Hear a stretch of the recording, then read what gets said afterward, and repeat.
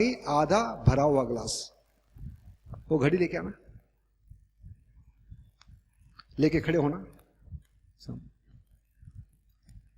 सामने आ जाओ, सबको दिखाओ।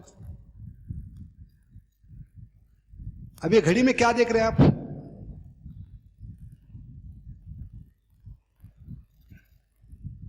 घड़ी का समस्या क्या है? बंद है, लेकिन बंद घड़ी भी उसमें अच्छाई देखना चाहिए।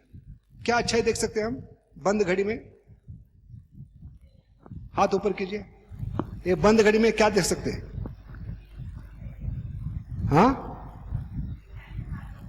हाँ, दिन में दो बार वो सही समय दिखाता है, सुबह 7:45 बजे और शाम को 7:45 बजे। समझ गए? ऐसे भक्त कितने भी गए गुजरे हो, उनके कंडीशनिंग हो, बद्धता हो, उनमें अच्छा गुण देखना चाहिए। ये दूसरा उदाहरण है। और तीसरा, एक कुंभार था। कुंभार जानते हैं, मटके बनाने वाला। तो उसके पास कई सालों से एक फूटा हुआ मटका पड़ा था, जिसको छेद था। तो एक बार मटका कहने लगा, मटका जानते हैं आप, घड़ा। वो घड़ा कहने लगा कि मुझे आपने क्यों रखा है, मैं तो कुछ काम का नहीं हूं, मुझ में छेद है, ऐसे छेद वाले घड़े को आपने क्यों रखा है? तो अगले दिन उस कुंभार ने क्या किया, उस घड़े को लेकर वो नदी पर गया।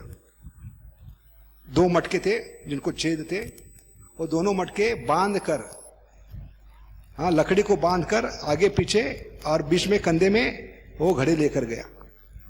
और जाते समय उसने सुंदर सुंदर फूलों के बीच रास्ते में फेंकता गया।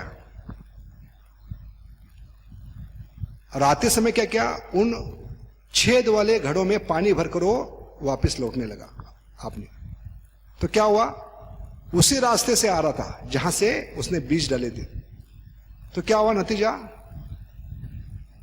उस छेद वाले घड़े से पानी टपकने लगा उन बीजों पे।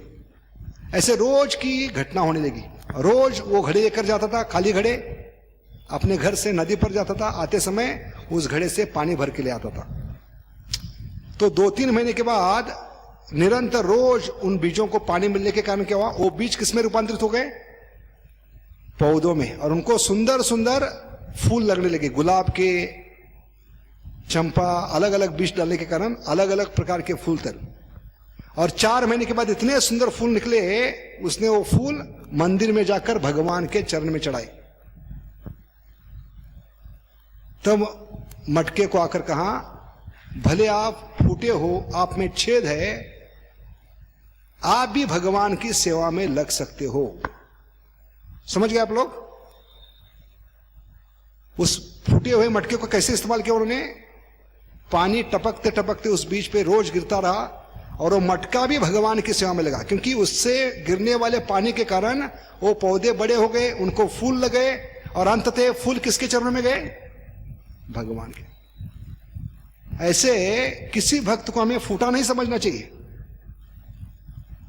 कुछ काम का नहीं समझना चाहिए। भगवान किसको कभी इस्तेमाल करेंगे, किस प्रकार इस्तेमाल करेंगे, कैसे सेवा में लगाएंगे, ये हम नहीं जान सकते। तो महाभागवत होते हैं, सदगुरु होते हैं, हम जैसे फूटे मटके को भी भगवान की सेवा में लगा सकते हैं।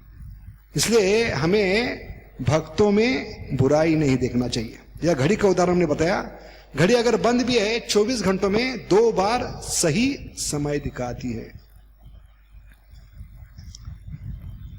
इसलिए भगवत गीता में बतलाते हैं, भक्त का, वैष्णव का 26 गुण होता है।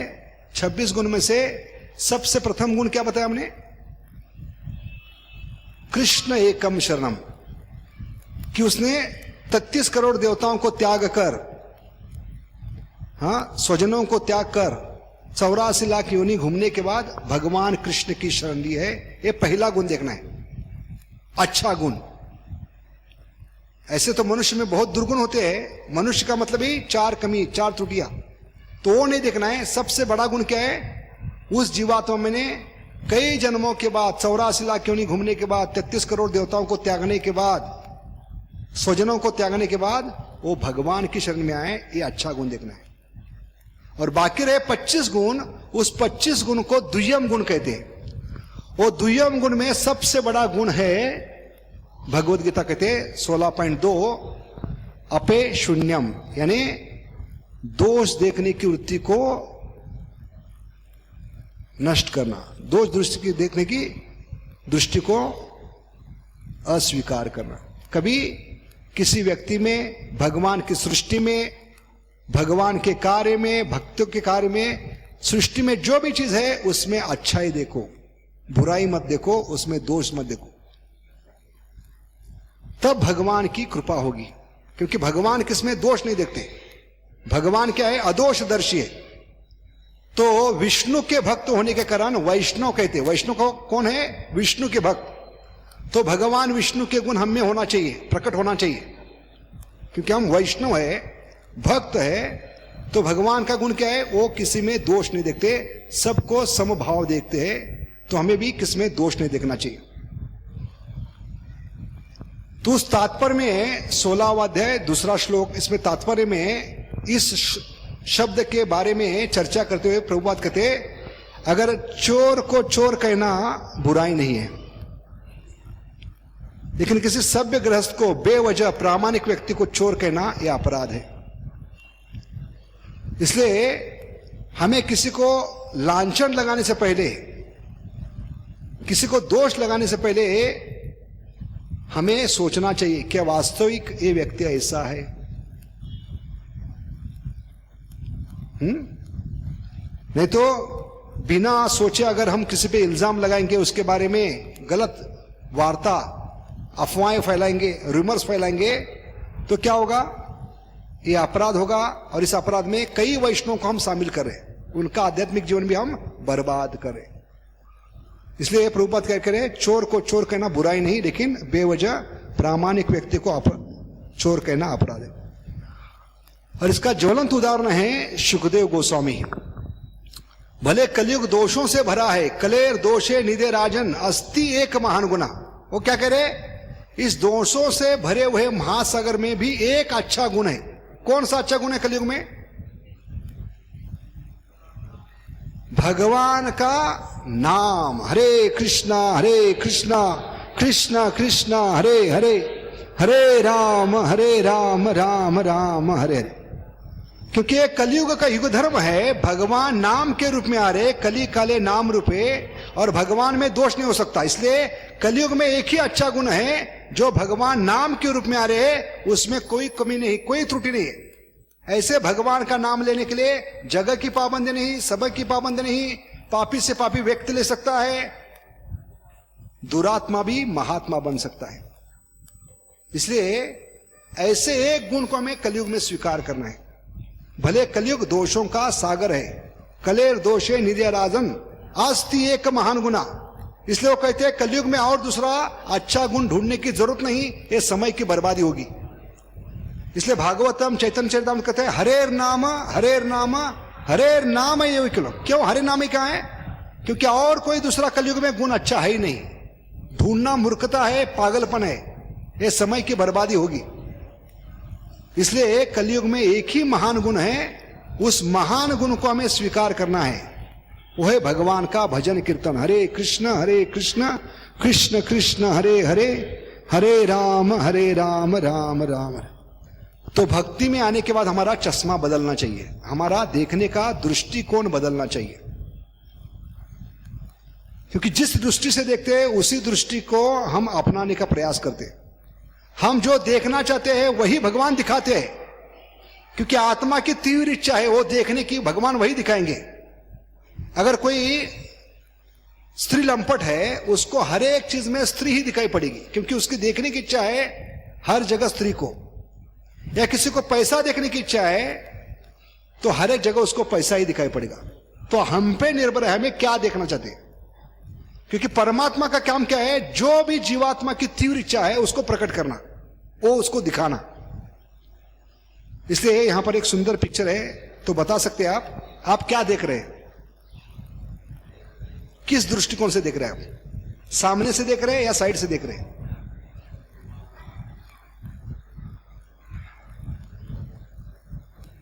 है कि नहीं?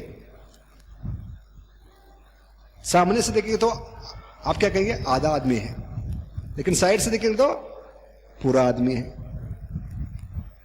देख रहे? सामने से क्या दिखता है? आदमी का आधा चेहरा दिखता है। तो इसमें हम बुराई देख रहे हैं कि आदमी आधा है, उसका चेहरा आधा है, लेकिन साइड से देखेंगे तो क्या दिखता है? आदमी पूरा है। इसलिए हमें हर एक दृष्टिकोण से भक्तों को देखना है। हमारी दृष्टि सीमित नहीं होना चाहिए। इसलिए भक्त में अच्छे गुण देखना शुरू करना चाहिए हर एक दृष्टिकोण से। तो हम देखेंगे प्रभुपाद ने हमें चश्मा दिया है भक्ति में आने के बाद, इस्कॉन में आने के बाद, क्योंकि आदमी की जो विजन होती है क्या होती है? 6x6। कितनी होती है? 20x20। कितनी होती है विजन? 6x6। तो प्रभुपाद ने जो विजन दिया है वो देखने जा रहे हैं। प्रभुपाद ने हमें क्या विजन दी है, कैसे सृष्टि को देख सकते हैं, भगवान की प्रकृति को देख सकते हैं, जीवात्मा को देख सकते हैं, भक्तों को देख सकते हैं। इसलिए 6 प्रकार के दृष्टिकोण हम प्रभुपाद के आंखों के द्वारा देखेंगे। आज प्रभुपाद के दृष्टिकोण से, प्रभुपाद के आंखों के द्वारा हम देखेंगे कैसे इस भौतिक जगत को देखना है।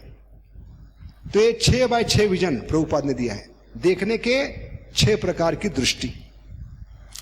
तो पहला क्या है? लोग जो दूसरों में सिर्फ बुरा ही देखते हैं, ये पहला दृष्टिकोण है।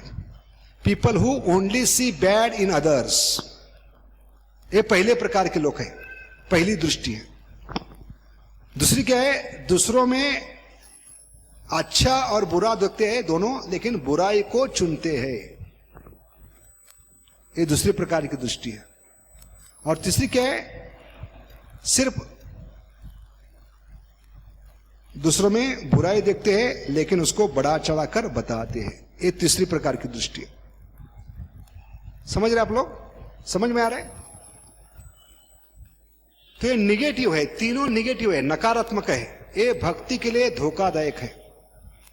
भक्ति में ये 3 दृष्टि हमें नहीं इस्तेमाल करना चाहिए किसी भी हालत में, नहीं तो हमारी अपराध की भावना होगी, भक्ति में पतन होगा और भक्ति से हम दूर चले जाएंगे। ये निगेटिव दृष्टि है। हाँ, पहला क्या है? दूसरों में सिर्फ बुरा देखना। दूसरा है अच्छा बुरा दोनों देखना लेकिन बुराई को चुनना। और तीसरा है दूसरों में थोड़ी सी बुराई देखना लेकिन उसको बढ़ा चढ़ाकर बताना, मसाला मारकर, मिर्च लगाकर उसके बारे में दूसरों को बताना। चीज होती है थोड़ी, लेकिन जब 10वां आदमी सुनता है तो इतनी बड़ी हो जाती है और पूरा गलत अर्थ निकलता है उसका। इसलिए कम्युनिकेशन में क्या होता है? बहुत बड़ा घोल हो सकता है।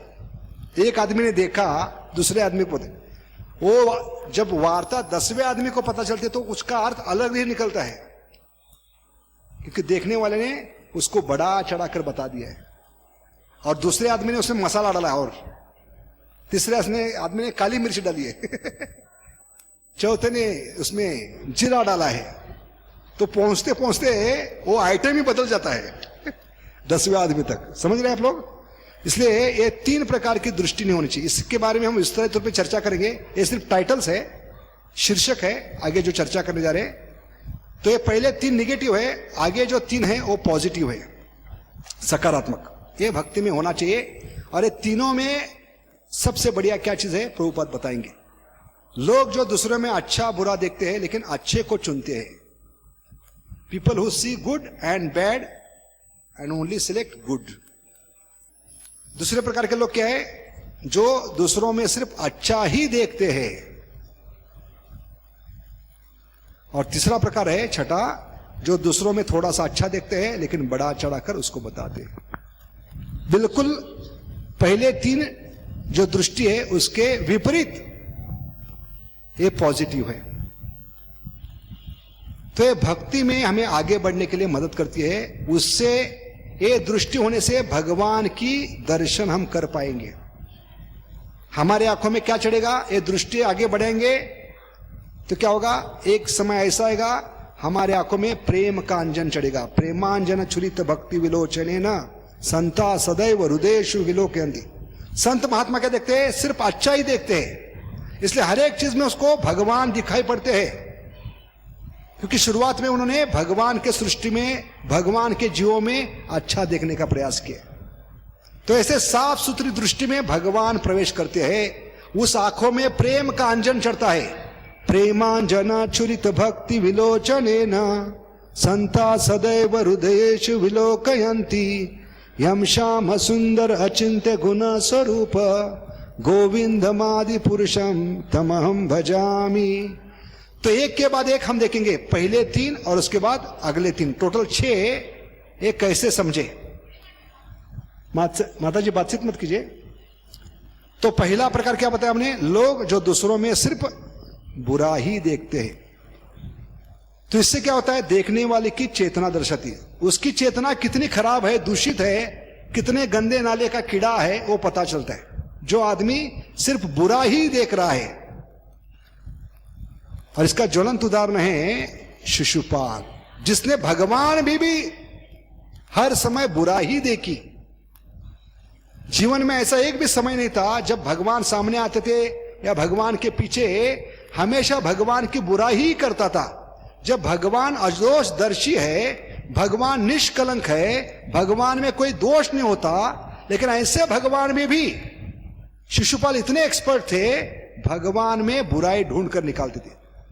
तो कितना दिमाग लगाते देखिए, जिस भगवान में कोई दोष नहीं, भगवान में कलंक नहीं, उसमें ढूंढने के लिए कितना दिमाग को, कितने पापड़ बेलने पड़ते थे उसको दिमाग का दही बनाना पड़ता था उसको, लेकिन उसमें आनंद था उसको कि भगवान में भी बुराई देखना। और उसका दोस्त था दुर्योधन।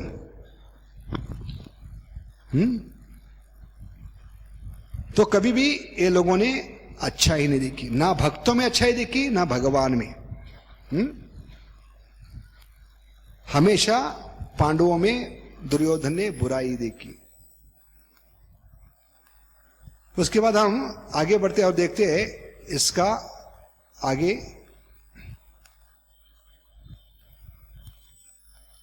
दूसरा उदाहरण है रामानुजाचार्य के जीवन में हम देखते हैं। तो रामानुजाचार्य अपने गुरु महाराज, कौन थे गुरु महाराज उनके? महापूर्ण। वो बहुत गरीब घराने से थे और शूद्र परिवार से थे। भले वो शूद्र परिवार से थे, उनमें बुराई नहीं देखी। ऐसे शूद्र परिवार से जन्मे हुए महापूर्ण को अपना गुरु स्वीकार किया, जबकि वो ब्राह्मण परिवार से थे। और बहुत गरीब होने के कारण उनको और पत्नी को अपने घर लाए। उनको रहने के लिए ठिकाना नहीं था, खाने के लिए कोई ठिकाना नहीं था, इसलिए अपने गुरु महाराज को अपने बड़े घर में लाकर एक कमरे में रखे और उनकी सेवा करने लगे। लेकिन उनकी पत्नी थी, वो बहुत ही स्मार्ट ब्राह्मण, क्या कहते हैं स्मार्ट ब्राह्मण को? स्मार्ट ब्राह्मण, बहुत ही ब्राह्मण के नियमों का कड़क पालन करने वाली थी। किसी को स्पर्श नहीं करती थी, शूद्र को। और इसलिए उसका दिमाग बहुत ही क्या हो गया, गर्म हो गया कि ऐसे शूद्र परिवार के लोगों को अपने पति ने घर में लाया है, इसलिए उसको स्वीकार नहीं था। भले वो पति के गुरु थे, लेकिन वो स्वीकार करने के लिए तैयार नहीं थी। इसलिए घर में बार बार क्या होने लगा, झगड़ा होने लगा। और झगड़े का नतीजा क्या हुआ? एक दिन कुएं पे ये दोनों औरतें पानी भर रही थी। कुएं को दोनों साइड में पानी खींचने का व्यवस्था थी। एक और रामानुज की पत्नी पानी घड़े से खींच रही थी, और दूसरी ओर गुरु महाराज की जो पत्नी थी वो भी पानी से घड़े खींच रही। तो गुरु महाराज की जब पत्नी घड़े से पानी खींच रही थी, उसके घड़े से पानी रामानुजाचार्य के पत्नी के घड़े में गिरा और उसको बहुत गुस्सा आ गया रामानुजाचार्य को। जैसे ही घड़े को ऊपर लिया, उसने पानी से वो स्नान कर लिया। पानी को फेंकना था, इसलिए उस पानी से स्नान कर कर फिर से घड़ा खाली किया, उसको फिर से 2-3 बार धोकर वो फिर से पानी भर लगी। और इसके कारण गुरु महाराज की जो पत्नी थी उनको बुरा लगा कि मेरे कारण इस औरत को तकलीफ हो रही है रोज, इसलिए इस घर में रहना अच्छा नहीं। और दोनों को झगड़ा भी हुआ। झगड़े में उसने बुरे शब्द बोले गुरु महाराज की पत्नी को। तो गुरु महाराज जब आए, महापूर्ण पत्नी ने उनको बताया कि हम शुद्ध परिवार से होने के कारण ये रामानुजाचार्य की जो पत्नी है हमें हमेशा बुरा ही देख रही है। हमें इस घर में रहना ठीक नहीं है, इस घर को हमें त्याग कर यहां से निकलना होगा। तो इस कहानी में हम देखते हैं कि भले गुरु महाराज की पत्नी थी, आध्यात्मिक गुरु थे, वैष्णव थे, इतने बड़े आचार्य थे, महापूर्ण, लेकिन उस रामानुजाचार्य की पत्नी का दृष्टिकोण क्या था? हमेशा बुराई देखना। कभी वैष्णव के स्तर पे देखा नहीं, गुरु महाराज की गुरु मां के रूप में देखा नहीं, और इसलिए अंततः रामानुजाचार्य ने उस पत्नी का भी त्याग दिया और संन्यास ले लिया। हमेशा के लिए घर छोड़कर वो चले गए। तो ये उदाहरण है जहां पर रामानुजाचार्य की पत्नी ने सिर्फ दूसरों में बुराई ही देखी, विशेष करके गुरु महाराज की पत्नी में।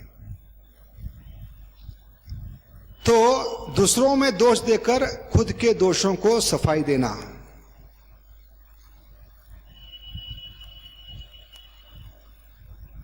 ये भी एक प्रकार है। तो एक बार एक रिपोर्टर प्रभुपाद के पास आकर कहने लगे, क्योंकि वो मांस खाते थे, तो मांस खाने के लिए उनको कुछ सबूत चाहिए था शास्त्र से, और उन्होंने कई कथा में सुना था, रामायण कथा में, रामायण में पढ़ा था कि प्रभु रामचंद्र ने मांस खाया। एक गलत धारणा लोग फैलाते हैं, क्योंकि उनको खुद मांस खाना होता है, तो खुद खाना है तो भगवान के नाम पर बिल फाड़ना शुरू करते हो। जैसे रिपोर्टर ने भगवान रामचंद्र के नाम पर बिल फाड़ना शुरू किया और आकर पूछने लगे, क्या सवाल पूछने लगे? साधु के पास आकर क्या पूछना चाहिए? क्या पूछना चाहिए सवाल? कि मैं कैसे जन्म मृत्यु के चक्र से बाहर निकलूं। लेकिन कई मूर्ख पागल लोग होते हैं, अपने आप को बड़ा दिखाने के लिए या अपने जीवा के चोचले पूरे करने के लिए ये साधु से सबूत चाहते हैं कि हम मांस खा सकते हैं, सिगरेट पी सकते हैं, वेश्या का संग कर सकते हैं। ऐसे कई श्लोक शास्त्र में है। हाँ, तो उसके बारे में पूछते हैं, एक गलत धारणा है। और ऐसा मूर्ख ये रिपोर्ट था, उसने पूछा क्या सच है राम जी ने मांस खाया था? तो प्रभुपाद समझ गए उसका पूछने का उद्देश्य क्या है। वो भगवान में भी बुराई देख रहा है। क्यों देख रहा है? उसको मांस खाना बंद नहीं करना है, मांस खाना चालू ही रखना है। इसलिए प्रभुपाद ने सही जवाब दिया, उसको मुंह तोड़ जवाब दिया। प्रभुपाद क्या करने, अगर राम जी चाहे तो कुछ भी खा सकते हैं, तुम्हें भी खा सकते हैं, लेकिन वास्तव में प्रभु रामचंद्र ने मांस नहीं खाया। तो ऐसे गंदे लोग होते हैं जो भगवान में भी बुराई देखते हैं। भगवान को क्या पड़ी थी मांस खाने की? जब भगवान खुद गीता में करे पत्रम पुष्पम फलम तोयम, किसी भी शास्त्र में भगवान ने नहीं कहा मांसम दारुम अंडिम मच्छिम। तो भगवान कैसे मांस खा सकते हैं? क्योंकि यदि आचरित श्रेष्ठ, अगर भगवान खाने लगे तो बाकी जो कहेंगे भगवान खाते तो हम भी खा सकते हैं। या दूसरे दृष्टि से देखेंगे, अगर पिता ही बच्चों को मारकर खाएंगे तो बाकी बच्चे को भी क्या मिलेगी? मोहलत मिलेगी। इसलिए मांस क्यों नहीं खाना चाहिए? शास्त्र कहते हैं कि जैसे एक पिता को 5 बच्चे हैं, सोचिए 5 बच्चे हैं, और सबसे बड़ा बुद्धिमान है, उसकी बुद्धि विकसित हुई, और छोटा भाई है, उसकी बुद्धि विकसित नहीं हुई। इसलिए बड़ा भाई पिता के पास आकर कहता है कि मेरा जो छोटा भाई है उसकी बुद्धि विकसित नहीं है, क्या मैं उसको मारकर खा सकता हूं? तो पिताजी परमिशन देंगे, ठीक है छोटा बच्चा है, उसका बुद्धि विकसित नहीं हुआ है, आप उसको मारकर खाओ। नहीं, तो साधारण जगत में एक साधारण बाप नहीं कह सकता, तो परम पिता कैसे कह सकते? हम सब बड़े भाई हैं जिनकी बुद्धि विकसित है। मनुष्य कहां है हमें? जानवर नहीं। तो मनुष्य में बुद्धि विकसित होते हैं। ऐसे मनुष्य जो भगवान के सबसे बड़े पुत्र है, वो अपने छोटे भाई जो है, मुर्गी, बकरा, मच्छी, ये उनके छोटे भाई है। इन जानवरों की, प्राणियों की, मछलियों की बुद्धि विकसित नहीं हुई, इसलिए हमें कोई हक नहीं उनको मारने का, उनको खाने का। और मांस खाकर क्या करे? हमारे पेट को कब्र बना रहे। मांस खाने से पहले 10 बार सोचिए। क्या सोचिए कि जब जानवर मरता है तो उस जानवर को कहां दफनाते? किसको मालूम है? जानवर मरने के बाद उस जानवर को कहां दफनाते? जमीन में। और उस जगह को क्या कहते हैं? कब्रिस्तान कहते हैं। है कि नहीं, जिसमें जानवर को, जीव को दफनाया गया है, वो कब्रिस्तान हो गए। तो कलयुग में बुद्धि इतनी मारी गई है, साधारणतः जानवर मरने के बाद उसको जमीन में दफनाते हैं, लेकिन कलयुग के कम बुद्धि के लोग, कलयुग के नमूने, वो उस मरे हुए जानवर को बाजार से, दुकान से पैसे देकर खरीदते हैं, उसको पकाते हैं और अपने पेट में डालकर अपने पेट का कब्रिस्तान बना रहे। सोचने की बात है, कितनी बुद्धि मारी गई कलयुग में। इसलिए प्रभुपाद ने कहा कि भगवान अगर चाहे तो खा सकते हैं, भगवान कुछ भी कर सकते हैं, लेकिन जीवों को सिखलाने के लिए यदि यदि आचरित श्रेष्ठ, भगवान ने कभी मांस नहीं खाया। तो बताने का उद्देश्य क्या है, भगवान रामचंद्र को भी नहीं छोड़ा भक्तों ने, क्योंकि लोगों की दृष्टि क्या है कलयुग में, हर चीज में बुराई देखना। जैसे शिशुपाल ने कृष्ण को नहीं छोड़ा, ऐसे कलयुग के लोग भगवान को भी नहीं छोड़ते। भगवान के नाम पर बिल फाड़कर अपनी जीवा की चोचले पूरी करे। इसलिए अनेक प्रकार के धर्म स्वीकार किए। धर्म क्यों स्वीकार करते हैं अलग अलग? हमें अपने तरीके से जीना है, हमारी इंद्रिय तृप्ति करना है, हमारे जीवों के चोचलों को पूरी करना है। इसलिए कोई हिंदू धर्म स्वीकार कर रहा है, कोई मुसलमान, कोई ईसाई, कोई क्रिश्चियन। क्यों? क्योंकि जीवा की जरूरत पूरी करनी है, आत्मा की नहीं। आत्मा की जरूरत पूरी करनी तो एक ही धर्म है, आत्मा का धर्म, सनातन धर्म, जिसकी कोई शुरुआत नहीं, अंत नहीं।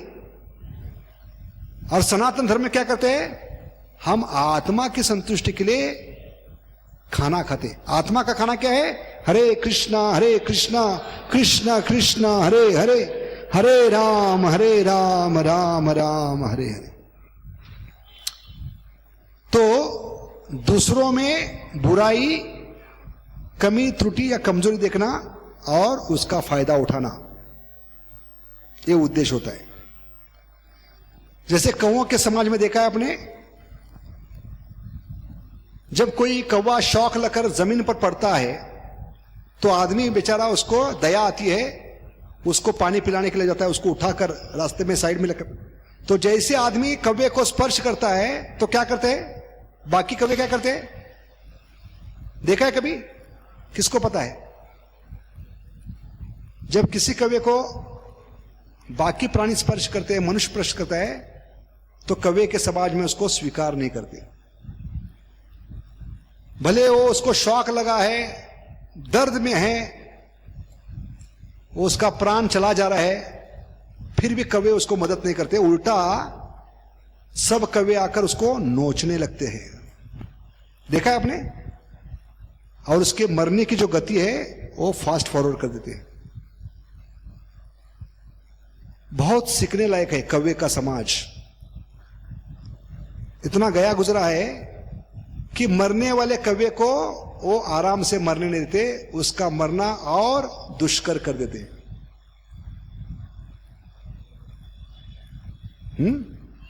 इसलिए गीता भगवत कहती है कि कौवे के समान हमें बुराई नहीं देखना है और उसका फायदा उठाना है। किसी भक्त में, किसी जीव में बुराई देखकर उसको और तकलीफ नहीं देना है, उसकी मृत्यु की गति और तेज नहीं करना है, उसको और भगवान से दूर नहीं ढकेलना है। क्योंकि हम कौवों के समाज नहीं, वैष्णव के समाज है। किसमें रह रहे हैं हम? मनुष्य समाज में रह रहे हैं। और मनुष्य के बाद हम आगे वैष्णव भक्त बनने का प्रयास कर रहे हैं। इसलिए हमें यहां आकर कौवे के समान दूसरों को नोचना नहीं है, दूसरों के दोष देकर उनको और तकलीफ नहीं देना है। हमें उनको मदद करनी है उस दोष से बाहर निकलने के लिए। समझ गए आप लोग? ये बहुत ही महत्वपूर्ण है। नहीं तो हम में और कौवे में कुछ फर्क नहीं है। भले सिर्फ हमने शरीर धारण किया मनुष्य का, लेकिन हम कौवे से गुजरे हैं, गए गुजरे। अगर यही कर रहे हैं, हम भक्तों को नोच रहे उनके दोष देखकर, तो हम क्या है, वैष्णव के समाज में नहीं, कौवों के समाज में रह रहे हैं। अभी दूसरा देखेंगे, लोग दूसरों में अच्छा बुरा दोनों देखते हैं, लेकिन बुराई को ही चुनते हैं। ये उससे अच्छा है। पहला क्या था? सिर्फ बुराई देखना, 100% बुराई, 100%। 1% भी अच्छा ही नहीं देखना। उसके आगे जाकर दूसरी आगे बढ़ती है, अच्छी दृष्टि क्या है, अच्छा बुरा दोनों देखना। लेकिन दुर्भाग्य है उसकी कई जन्मों की कंडीशनिंग है, बद्धता है, इसलिए वो किसको चुनता है, बुराई को ही चुनता है। जैसे बेवड़ा है, उसने तय किया है अभी दारू नहीं पीऊंगा, लेकिन सामने दारू का गुत्ता देखते ही अंदर जाता है तो क्या होता है, भले उसने निर्णय लिया है दारू नहीं पीऊंगा आज से, अंदर जाने के बाद वो क्या चुनता है, दारू पीना ही चुनता है, क्योंकि उसका बद्धता है, बेवड़ा है वो कितना भी प्रयास करे अपनी बद्धता से बाहर नहीं आ सकता, अपनी कंडीशनिंग से बाहर नहीं आ सकता। भले उसने तय किया है कि आज से मैं अच्छा आदमी बनूंगा, दारू नहीं पीऊंगा, लेकिन जैसे ही गलत संग में जाता है फिर से, या दारू के दुकान में जाता है, उसकी कंडीशनिंग उसको खींच लेती है। ऐसे जीवात्मा की कंडीशनिंग क्या है, बुराई को ही चुनना। जैसे हमने दिखाया यहां पर, क्या दिखाया, आधा खाली गिलास। साधारणतः लोग क्या देखते हैं, देखने पर पहली बार आधा खाली गिलास है, लेकिन सही तरीका क्या है, आधा भरा हुआ गिलास।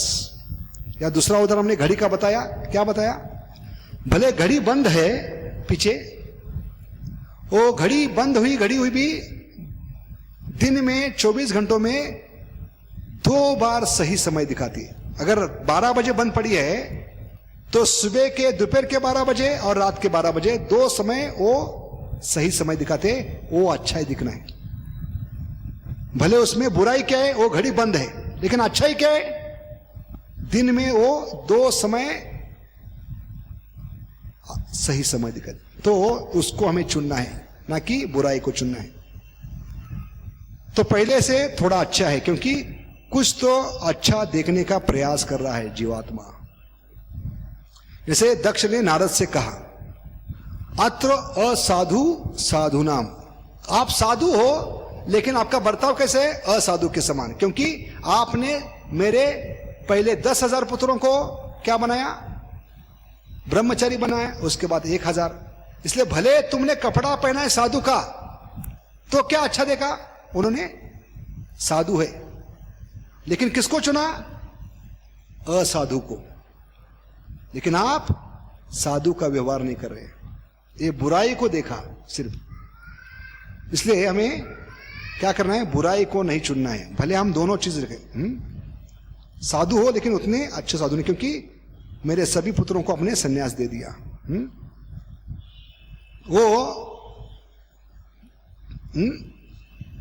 तो क्या है, तुलना में ये अच्छा है, कम से कम कुछ अच्छा देखने का प्रयास कर रहा है। तो बद्धात्म का ये स्वभाव क्या है, हमेशा निगेटिव देखना, क्योंकि भौतिक जगत क्या है, पूरा निगेटिव, नकारात्मक। इस भौतिक जगत में अच्छा ही कुछ नहीं है, ये दोषों से भरा भौतिक सागर है। हर जगह ये वाइब्रेशन है, सरचार्ज है, पूरा निगेटिव से, इसलिए उसका असर हम पे होता है। और इसलिए भक्ति में आने के बाद हमें क्या करना है, ज्यादा से ज्यादा भक्तों का संग लेना है, जो हमेशा सकारात्मक देखने का प्रयास करते हैं, पॉजिटिव बनने का प्रयास करते हैं, जीवन में कुछ अच्छा करने का प्रयास करते हैं, अच्छा देखने का प्रयास करते हैं। ऐसे भक्तों का संग करने से जैसा संग वैसा रंग। इसलिए हमें भौतिक जगत में जाकर भक्त बनने के बाद संग लेना नहीं है। ऑफिस में, कॉलेज में क्या करना है, वो लोगों को संग देना है। अगर उनका संग लेते रहेंगे तो बहुत जल्दी जो अच्छे गुण भी है वो नष्ट हो जाएंगे, जो अच्छे देखने की इच्छा है वो भी नष्ट हो जाएगी, और सिर्फ हम बुरा ही देखते रहेंगे। इसलिए नकारात्मक चीज को हमें रोकना है। तो ये दूसरी चीज है, अच्छा बुरा दोनों देखना, लेकिन अच्छे कुछ नहीं। तो जो हमने बताया, स्कूल में एक बार टीचर ने व्हाइट बोर्ड पर ए स्पॉट बनाया, तो बच्चों को पूछा, इस व्हाइट ब्लैक बोर्ड पे आप क्या देख रहे हो? तो साधारण बच्चों ने क्या कहा, 99.99% बच्चों ने क्या कहा, इस व्हाइट बोर्ड पर हम क्या देख रहे हैं? ये धब्बा देख रहे हैं ग्रीन कलर का। लेकिन गुरुजी ने कहा इतना बड़ा व्हाइट बोर्ड है, वो व्हाइट चीज आप नहीं देख पा रहे हो, सिर्फ वो धब्बा देख पा रहे हो। ऐसे भगवान ने हर एक जीव में अच्छा गुण बनाया है, उस अच्छे गुण को देखने का प्रयास करो। भले 99% उसमें बुरे गुण हैं, लेकिन भगवान ने हर एक जीव में एक अच्छा गुण बनाया है, उस अच्छे गुण को देखना है, तभी हम मधुमक्खी बनेंगे। भक्त कैसे होते हैं? वैष्णव जो भक्त बनने का प्रयास करते हैं वो मधुमक्खी के समान। और इसके विपरीत मक्खी क्या होती है? जो गंदगी में, जो बगीचे में जाकर भी क्या ढूंढती है? विष्ठा कहां पड़ी है, उस विष्ठा में आनंद लेने का प्रयास करती है। लेकिन इसके विपरीत मधुमक्खी होती है, भले विष्ठा की जगह जाएगी, वो देखेगी कि गुलाब कहां फूल रहे, अलग अलग प्रकार के फूल कहां फल रहे, भले विष्ठा में वो उत्पन्न हुई है, विष्ठा में अच्छा खत मिलता है, वहां पे गुलाब खिल रहे, तो विष्ठा पे मधुमक्खी नहीं बैठेगी, वो गुलाब पे बैठेगी। वैसे हमें क्या करना है? सिर्फ बुरा देखना नहीं है। 99% क्या है इसमें बोर्ड पर? 99% क्या है? 99.9% व्हाइट है। वो व्हाइट देखो, ब्लैक स्पॉट मत देखो। ये बताने का उद्देश्य है कि अच्छाई देखो। People who see good and bad in others but they select only bad. अभी अगला उदाहरण है यहां पर कि एक इंटरव्यू का क्या कहते हैं हिंदी में? इंटरव्यू। काम पे लेने से पहले इंटरव्यू लेते ना। इंटरव्यू सबको मालूम है, साक्षात्कार लगा हुआ है, सेल्फ रिलेशन। तो इस इंटरव्यू में पूछा गया कि बोर्ड पे आप क्या देख रहे हो? क्या देख रहे हो आप लोग?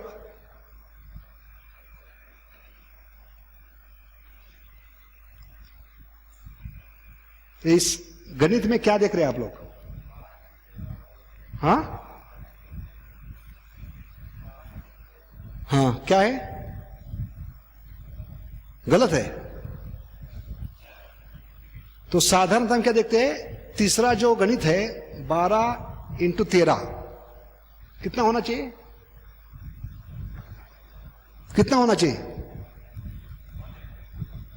120 और 24 कितने हो गए? 146 ना, 156। तो क्या है? गलत है। तो 12 × 13 गलत है कि नहीं? तो हमारी बद्धता क्या है? भले 3 चीज सही है, हमारी दृष्टि कहां जा रही है? गलत चीज पर। समझ रहे आप लोग? क्योंकि हमारी आंखें ऐसी बन चुकी है भौतिक जगत में, भगवान से दूर होकर भगवान को देखना जब से बंद किया है, निरंतर आंखें गलत चीज ढूंढ रही है, बुराई ढूंढ रही है सिर्फ। भले 3 गणित बराबर है, पहला, दूसरा और चौथा बराबर है, लेकिन हमारी नजर कहां जाती है? कितनी कंडीशनिंग है, देखो कितनी बद्धता है। मैक्सिमम सही है, लेकिन हम किसको चुनते हैं? जो मिनिमम है, गलत कम से कम है, उसको मैग्नीफाई करते हैं। इसलिए इस भावना से उठना है तो हमें क्या करना है? इस दृष्टि को बदलना होगा, क्योंकि हमारी आंखें हमेशा गलती को ही ढूंढती रहती है। हमेशा क्या करते हैं? वो आदमी गलती कभी करेगा और इसकी पोत कभी खोल दूंगा, उसको सबके सामने कभी नंगा कर दूंगा, क्योंकि हमेशा एक खुन्नस की भावना लेकर हम होते हैं, उसको मुझे नंगा करना है बस। तो 24 घंटा उस आदमी पे नजर रखते हैं, जबकि 24 घंटा हमारा चिंतन होना चाहिए भगवान का। हरे कृष्णा कृष्णा कृष्णा हरे हरे, हरे राम राम राम हरे हरे। इसलिए मन ज्यादा घूमते होता है, क्यों? विषय वस्तु पर, क्योंकि हर एक चीज में गलती ढूंढना है। गलती ढूंढने के बाद वो 10 लोगों को बताना है, और सबके सामने दिखाना है मैं कितना बड़ा आदमी हूं, पहला व्यक्ति हूं जिसने गलती ढूंढ के निकाला। मुझे क्या मिलना चाहिए? नोबेल पारितोषिक मिलना चाहिए। इस प्रकार हम गलती को हमेशा ढूंढने का प्रयास करते हैं। तो किसी न किसी भी हालत में किया हुआ अच्छा कार्य दूसरों के प्रति हमें दिखाई नहीं पड़ता। सिर्फ हम गलती को ही या बुरे कार्य को ही सामने लाते। जैसे कोई ब्रह्मचारी है जिसने 25 साल से आश्रम में सेवा की है, लेकिन उसकी बद्धता के कारण, कंडीशनिंग के कारण उसने कुछ गलती की, तो क्या होता है? सब कांग्रीगेशन में, सब भक्त समाज में एक ही चर्चा होती है कि प्रभु जी की गलती देखिए, कितना बड़ा लफड़ा किया, कितनी बड़ी गलती की। हम देखते नहीं उस बेचारे ने 25 साल सेवा की है। क्योंकि हर कोई आकाश से नहीं गिरा, हर कोई आया है, उसमें बद्धता है, कंडीशनिंग है। उस व्यक्ति के अच्छे गुण भी देखो और उसको एक अवसर दे दो सुधारने का।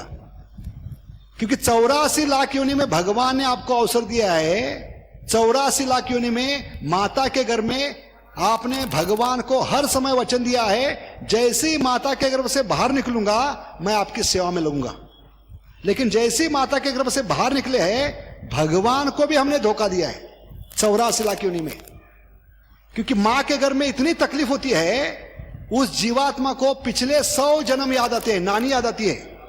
ऐसे समय वो भगवान को प्रार्थना करता है, एक बार इस मां के गर्भ से बाहर निकाल दो, मैं हमेशा के लिए आपकी सेवा में लग जाऊंगा। लेकिन जैसे ही मां के गर्भ से बाहर निकलते हैं, हम क्या करते हैं? भगवान को भी धोखा देते हैं। तो भगवान कितने कृपालु है, एक बार नहीं, 2 बार नहीं, 84 लाख योनि में हमने भगवान को धोखा दिया है, भगवान के साथ बुराई की है, फिर भी भगवान हमें भक्तों के संग में लाते हैं। तो हम किस खेत की मूल्य है जो एक भक्त में एक बुराई देखकर, दोष देखकर, उसकी गलती देखकर उसको पूरा नंगा करते हैं, कव्वे के समाज के समान चोच मारने लगते हैं उस पे और उसका जीना हराम कर देते हैं। इसलिए उस व्यक्ति में अच्छा देखना शुरू करो। क्योंकि भगवान कहते हैं ऐसा जीवात्मा क्या है, बहुत जल्दी महात्मा बनने वाला है। क्षिप्रम भवति धर्मात्मा, भगवान उसको धर्मात्मा करे। तो हम किस खेत की मूली है कि कव्वे के समान उसका जीना हराम कर रहे हैं। उस भक्त को भगवान अवसर दे रहे, क्योंकि उसने भक्ति छोड़ी नहीं है। भले गलती हुई है, भगवान के चरण छोड़े नहीं है। ये अच्छा गुण देखो। क्या श्लोक है शुरुआत? क्षिप्रम भवति, शुरुआत क्या है उसकी? हाँ, कौनते प्रति, हाँ क्षिप्रम। भले उसका पतन हो चुका है, गलती हो चुकी है, लेकिन उसने मेरे चरण कमल नहीं छोड़े, मेरे भक्ति को नहीं छोड़ा। वो बहुत जल्दी मेरी कृपा से फिर से भक्ति में आने वाला है। उसको भक्ति से बाहर ढकेलने का प्रयास मत करो, समाज से निकालने का प्रयास मत करो, उसका जीना हराम मत करो, कव्वे के समान उसको चोच मत मारो, भगवान के लिए। तो हमें क्या देखना है? अच्छे गुण देखना। उपाय क्या है? बेस्ट फॉर्मूला है, अभी दृष्टि को बदलना है तो भक्तों को, किसी व्यक्ति को अच्छे कार्य करते हुए पकड़ो। हमारी गंदी आदत क्या है? लोगों को बुरे करते कार्य करते हुए पकड़ना और उनको नंगा करना। ये गंदी आदत छोड़ो, क्योंकि बुरे काम का बुरा नतीजा होगा। आपको भी भगवान नंगे कर देंगे बुरे काम में। तो अभी अच्छा क्या करना है? किसी भक्त को अच्छा करते हुए, जैसे माताएं फूल माला बना रही है, तुरंत उनका गुणगान करो कि घर का काम छोड़कर, इतना शरीर का तकलीफ होने के बावजूद भी ये माताएं यहां बैठकर दोपहर से भगवान के लिए माला बना रही है। कितने भाग्यवान है। ये माला डायरेक्ट भगवान के गले में जाने वाली है। तो इनकी गति क्या होगी, उसका गुणगान करो। क्योंकि भगवान ने पूतना को गति क्या दी? जो विष पिलाने के लिए आई थी भगवान को मारने के लिए आई थी, उसको माता का स्थान दिया। तो इन माताओं को क्या होगा जो इतने बड़े प्रेम से, श्रद्धा से इतने तकलीफ के बावजूद भी मालाएं बना रही है, तो उनकी गति क्या होगी? इस प्रकार अगर गुणगान करेंगे तो उसका फल हमें मिलेगा। जो वो कर रही है उसका फल हमें मिलेगा। भगवान देखेंगे इन भक्तों को आप प्रोत्साहन दे रहे, उनको और सेवा में लगा रहे, उनकी भक्ति को आगे बढ़ने के लिए मदद कर रहे, उनकी टांग नहीं खींच रहे। इसके विपरीत क्या है? उनको निरुत्साही करना। आप लोगों का काम धंधा नहीं है, घर में बच्चे पड़े हैं, पति पड़ा है, घर में खाना पकाना छोड़कर यहां पे क्या कर रही हो? तो इस प्रकार हम निरुत्साह भी कर सकते हैं, दोनों कर सकते हैं। लेकिन सही चीज क्या है? आदमी को सही चीज करते समय पकड़कर उसका गुणगान करना, उससे उस सेवा करने वाले भक्त को और भक्ति में आगे बढ़ने का उत्साह मिलेगा और भगवान की कृपा हम पे होगी। समझ गए आप लोग? इसलिए गुणगान आवश्यक है, उत्साह देना भक्ति में आवश्यक है। क्योंकि कोई मूर्ख व्यक्ति भी गलती ढूंढ सकता है। जैसे प्रभुपाद कहते हैं, any damn fool can find faults. गलती ढूंढने के लिए बुद्धि की आवश्यकता नहीं, कोई महामूर्ख भी गलती ढूंढ सकता है।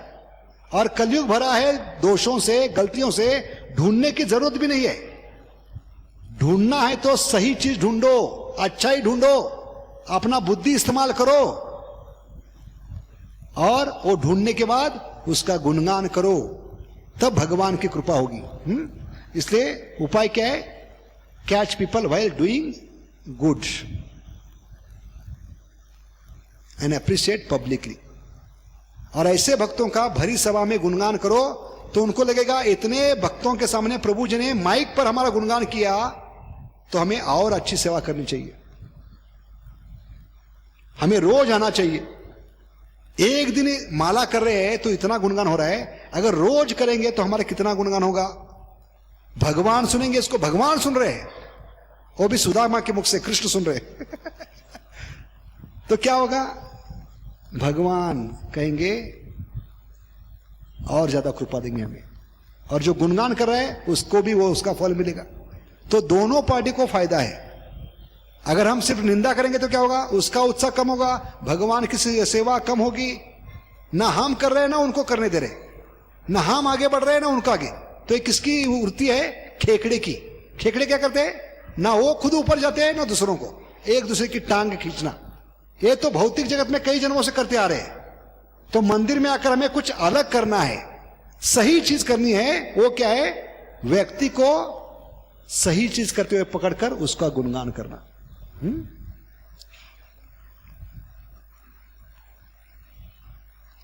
तीसरा है, क्या है तीसरा? दूसरों में थोड़ी सी बुराई देखना, लेकिन उस बुराई को मिर्च मसाला लगाकर इतना बड़ा चढ़कर बताना कि लोग उस पर विश्वास करना शुरू करें, और ज्यादा लोगों को बताने की लोगों की इच्छा हुई कि ये बड़ा कांड हो गया, इतना बड़ा लफड़ा हो गया। होती है छोटी चीज, लेकिन इसको इतना बड़ा चढ़ाकर हम बताते, तो ये नहीं करना चाहिए, मैग्नीफाई नहीं करना है। तो पहले से बदले की या खुन्नस की भावना होने के कारण हम क्या करते हैं? 24 घंटा उस व्यक्ति पे नजर रखते हैं कि इसको नंगा करना है, और जैसी गलती मिलती है तो इसको इतना मिर्च मसाला लगाकर तुरंत क्या करते हैं? व्हाट्सएप, SMS, ईमेल तुरंत छोड़ते हैं। तो गिरिराज महाराज कहते हैं, कोई ईमेल भक्त के प्रति छोड़ना है तो टाइप करके रखो, लेकिन वो सेंड करने से पहले 24 घंटा सोचने के बाद उस पर सेंड बटन पे दबाओ। मतलब क्या है? वो सेंड करने से पहले, मैसेज सेंड करने से पहले व्हाट्सएप पे, SMS, ईमेल, वो सेंड करने से पहले 24 घंटा सोचो कि इसका परिणाम क्या होने वाला है मेरे जीवन में, उस भक्त के जीवन में, सारे इस्कॉन में इसका असर क्या होने वाला है। क्या गुरु महाराज प्रसन्न होने वाले हैं? भगवान प्रसन्न होने वाले हैं? हमारे लीडर प्रसन्न होने वाले हैं? मैनेजमेंट प्रसन्न होने वाली है? किसको प्रसन्न कर रहे हैं हम? कौन खुश होने वाला है? ये सोचना चाहिए। नहीं तो हम हमेशा मौका देखते हैं। तो देखते हैं, उदाहरण है, शिवजी सिर्फ अपने जगह पे खड़े नहीं हुए। कारण क्या था खड़े न होने का? क्योंकि अपने इष्ट देव पर वो ध्यान करे थे, संकर्षण पर। और आदमी जब समाधि में होता है तो पता नहीं चलता कौन आया कौन गया। जैसे हम देखते हैं परीक्षित महाराज जब शमीक ऋषि के आश्रम में आए तो समाधि में थे, इसलिए उनके स्वागत में खड़े नहीं हुए, उनको पानी पूछा नहीं, है कि नहीं। ऐसे शिवजी भी समाधि में थे और उनको खड़े होने की आवश्यकता नहीं है। उनकी स्थिति दक्ष से कई गुना ऊंची है। वो त्रिदेवों में से एक देव है। 3 गुणों में विष्णु होते हैं, खुद को एक्सपांड करते हैं, ब्रह्मा विष्णु महेश, उसमें शिवजी है। किसके अधिष्ठाता? तमोगुण के अधिष्ठाता। क्यों तमोगुण का स्वीकार किया है? क्योंकि भगवान विष्णु होते हैं जो सत्व गुण में है, उनको प्रचार करते हैं। ब्रह्मा जी है रजोगुण में जो है राजा लोग, उनको प्रचार करते हैं। लेकिन जो भूत पिशाचोनी है, जो तमोगुण में है, जो नशे में है, मांस खा रहे हैं, अलग अलग प्रकार के तमोगुण के चीजें खा रहे हैं, उनके लिए शिवजी आराध्य देवता। शिवजी का किस लेवल पे पहुंचते हैं, किस स्तर पे पहुंचते हैं? ऐसे लोगों को प्रचार करने के लिए उनके साथ स्मशान में रहते हैं, उनके कपड़े पहनते हैं, उनके समान गले में क्या कहते हैं? हड्डियों की माला। क्या कहते हैं? जो ऊपर का सिर, उनकी माला पहनते हैं, गले में सांप पहनते हैं। कभी टेल्कम पाउडर नहीं लगाते? क्या लगाते हैं? भस्म लगाते, ताकि उन लोगों को लगा के अपना आदमी है। उनके समान नाचते हैं, उनके समान भांग पीते हैं। क्यों करते हैं? कि उन लोगों को लगना चाहिए अपना कोई आदमी है, और जब उनको अपना लगता है तब वो उसको सुनते हैं और धीरे धीरे उनको ऊपर उठाते वो। और अंत तो वो कहते हैं अगर उसमें से भी कोई प्रामाणिक निकलता है, मेरा भक्त बिना कोई मेरी पूजा करता है, उपासना करता है, तो मृत्यु के समय उसके कान में मैं क्या देता हूं? राम नाम देता हूं। क्योंकि मैं खुद राम नाम जप कर रहा हूं, मेरे पास जो है वही दे सकता हूं मैं, क्योंकि मेरे आराध्य देवता है विष्णु। आराधनाम सर्वेशाम विष्णु आराधना। इसलिए हमें सोचना चाहिए कि शिवजी का बहुत महत्व है। इसलिए सारे वैष्णव में सबसे श्रेष्ठ कौन है? विष्णु। वैष्णव था शंभु, क्योंकि भगवान के कहने पर वो बीज भी अपने गले में उतारते हैं। भगवान के कहने पर वो स्मशान में रहते हैं, भूत पिशाचों को प्रचार करते हैं, धीरे धीरे अगले जन्म में उनको भक्त बनाने का, वैष्णव परिवार में लाने का प्रयास करते। ये शिवजी का कार्य है। लेकिन ऐसे शिवजी में भी बुराई देख रहे थे दक्ष। देखिए, शिव का मतलब है सबसे पवित्र। ऐसे पवित्र जो मूर्तिमंत स्वरूप है शिव में, वो बुराई कैसे देख सकते? लेकिन उनको एक बहाना चाहिए था, मौका चाहिए था। क्योंकि गुस्सा क्या था? पिता ब्रह्मा के कहने पर मुझे जबरदस्ती मेरी सबसे सुंदर, सबसे लाडली सती को इस व्यक्ति से ब्याहना पड़ा, और इसका खुन्नस है, बदले की भावना है। इसलिए सिर्फ जगह पे खड़े नहीं हुए, एक बुराई देखी और पूरा उनको नंगा करने का प्रयास किया। ऐसे हम सब दक्ष के समान है। दक्ष का मतलब है हम सब एक्सपर्ट है दूसरों को नंगा करने में। तो ये क्या है? बुरा काम हमें नहीं करना है। या दुर्वास मुनि, अम्बरीश महाराज की गलती क्या थी? उन्होंने अपने लिए व्रत नहीं रखा था। 48 दिन का जो निर्जल व्रत रखा था, अपने प्रजा की आध्यात्मिक उन्नति के लिए रखा था। और उनको लग रहा था कि अगर ये उपवास समय पे तोड़ूंगा नहीं, पारायण नहीं करूंगा, तो मैंने जो प्रजा के लिए उपवास रखा है उसका फायदा प्रजा को नहीं मिलेगा। तो ब्राह्मणों का सलाह लेकर, मंत्रियों का सलाह लेकर उन्होंने चरणामृत थोड़ा सा बूंद स्वीकार करने का प्रयास किया। तो इसमें कोई बुराई नहीं थी। एक बूंद चरणामृत जो सारे प्रजा के भलाई के लिए था, उसमें बुराई क्या देखी दुर्वास मुनि ने? उसमें भी बुराई देखी कि मुझसे पहले तुम कैसे स्वीकार कर सकते हो पानी की बूंद, चरणामृत की बूंद? मैं यजमान हूं, आप यजमान हो, मैं अतिथि हूं। अतिथि के पहले यजमान को स्वीकार नहीं करे, इसलिए उनको खत्म करने का प्रयास किया। देखिए क्या इतना बुरा काम किया था अम्बरीश महाराज ने। एक बूंद पानी के कारण उनको अग्नि राक्षस से खत्म करने का प्रयास। ऐसे हम सब दुर्वास मुनि है। खुन्नस की भावना से छोटी सी गलती को पकड़कर उस भक्त को पूरा नाश करने का प्रयास करते हैं, उसके भक्ति को नाश करने का प्रयास करते हैं। लेकिन इसका नतीजा क्या होता है? भगवान हमारी ही भक्ति नाश कर देंगे। इसलिए एक गलती हमें नहीं करना है, थोड़ी सी बुराई देखकर उसको बड़ा चढ़ाकर नहीं बताना है, अच्छा ही देखने का प्रयास करना है। ये तीसरा पॉइंट था। तो सिर्फ अपनी चर्म चक्षु के भरोसे पे निर्णय लेने से पहले अच्छा होगा कि हम उस हालत या व्यक्ति को सभी दृष्टिकोण से देखें। जैसे हमने पिक्चर बताया, हमारी गलती क्या होगी? अगर एक ही दृष्टिकोण से हम देखेंगे, सामने से देखेंगे तो क्या दिखाएंगे? बुराई दिखेगी, क्योंकि आदमी का चेहरा आधा ही है। लेकिन इस दृष्टिकोण से देखेंगे, इस एंगल से देखेंगे तो क्या होगा? आदमी पूरा है। इसलिए हमारे दृष्टिकोण को बदलना है, हर एंगल से देखना है। किसी को बताने से पहले, मैसेज सेंड करने से पहले, मेल छोड़ने से पहले, व्हाट्सएप करने से पहले, हर एंगल से सोचने के बाद, 24 घंटा सोचने के बाद, तब तक भगवान कुछ ना कुछ बुद्धि देंगे कि आप जो कर रहे हो गलत कर रहे हो। इसका असर कई भक्तों के जीवन पे हो सकता है, इसलिए इसको कैंसिल कर दो। ये भगवान भी ज्ञान दे सकते हैं। इसलिए तुरंत सेंड मत दबाओ। सेंड दबाना बटन बहुत आसान है, लेकिन उसके जो नतीजे होंगे कई साल तक, जन्म जन्मांतर हो सकते। इसलिए हर एक दृष्टिकोण से देखने का प्रयास कीजिए। उदाहरण के लिए हम देखते हैं कि एक भक्त पीछे टेबल पे बैठकर जप कर रहा था। जप कैसे करते हैं साधारणतः? क्या कहते हैं? कौन सा हाथ? बाएं हाथ से। लेकिन वो भक्त दाएं हाथ से जप कर, और उनके कंधे पे, बाएं कंधे पे क्या थी?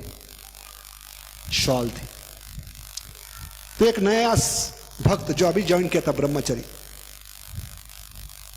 वो आकर उनको डांटने लगा। भले 20-25 साल पुराने ब्रह्मचरी थे, सीनियर भक्त थे, तो उनको आकर वो नया भक्त डांटने लगा कि आपको अक्ल नहीं, मालूम नहीं, आप इतने सीनियर हो और कौन से हाथ से जप कर रहे हो? लेफ्ट को बाएं कहते हैं, बाएं हाथ से जप करे। तो उसने हर एक दृष्टिकोण से उस वैष्णव को नहीं देखा, क्योंकि उनके कंधे पे शॉल थी। तो उस भक्त ने उसको कुछ नहीं बताया, सिर्फ शॉल निकाली। शॉल निकालने के बाद क्या देखा उसने? कि उनका राइट शोल्डर नहीं था, एक्सीडेंट में चला गया था। तो इस प्रकार हम गलती कर सकते हैं कि एक ही दृष्टिकोण से देखकर हम लोगों में, भक्तों में सिर्फ बुराई देख सकते हैं। उस व्यक्ति को सोचना चाहिए था उनके कंधे पे शाल क्यों है। उनको कम से कम पूछना चाहिए था, प्रभु जी आप लेफ्ट हैंड से दाएं हाथ से जप, बाएं हाथ से क्यों जप कर रहे हैं? हमें दाएं हाथ से जप करना चाहिए।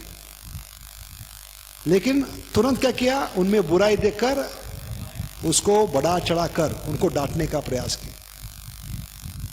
उस प्रकार एक वीडियो दिखाएंगे यहां पर, बहुत ही सुंदर वीडियो है, जिससे हमें समझ में आता है कि किसी व्यक्ति पे आरोप लगाने से पहले, उसके बारे में सोचने से पहले हमें क्या करना है,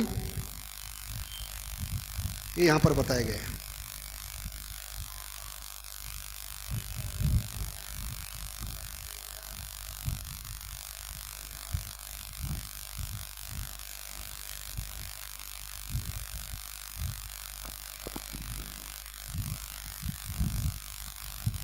ध्यानपूर्वक देखिए, वीडियो बहुत ही महत्वपूर्ण है कि कैसे हम गलती कर बैठते हैं। आदमी को हर एक दृष्टिकोण से न देखने के कारण हमारे देखने का दृष्टिकोण कितना गलत होता है, और उस व्यक्ति में हम बुराई ही देखते हैं, और उसको हमेशा के लिए हम बुरा ही समझते हैं।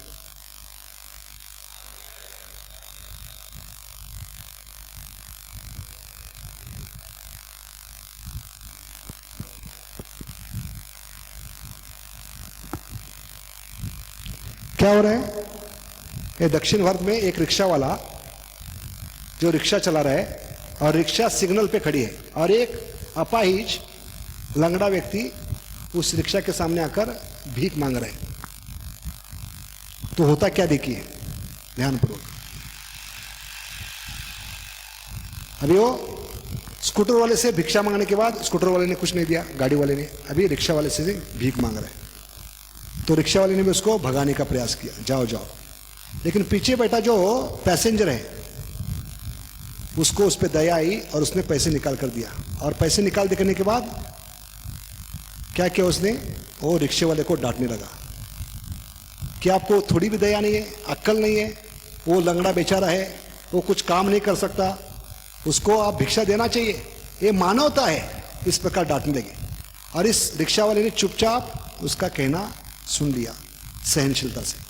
लेकिन आगे क्या हुआ देखिए, वो अभी डांट रहे हैं रिक्शा वाले को। मनुष्यता होनी चाहिए आप में, इतना कमाते हो थोड़ा तो पैसा देना चाहिए। तो आगे रिक्शा वाला सिग्नल शुरू होने के बाद उस आदमी को घर तक पहुंचाता है। और घर पहुंचाने के बाद वो उसका बिल, रिक्शा का बिल देकर उस रिक्शा से उतर रहा है। उस समय उसके पास छुट्टा पैसा नहीं है। तो रिक्शे वाले को कहता है कि मेरे पास भी छुट्टा पैसा नहीं है, चल जाकर क्या करना, छुट्टा लेके आ। तो रिक्शा वाला चुपचाप क्या करता है, वो पैसा लेकर छुट्टा लाने के लिए रिक्शा से उतरने लगता है। तब पैसेंजर के दिमाग में आ जाता है, उसके दृष्टि में आ जाता है कि मैंने बहुत बड़ी गलती की, इस व्यक्ति में मैंने बुरा ही देखा। क्या बुरा देखा देखिए,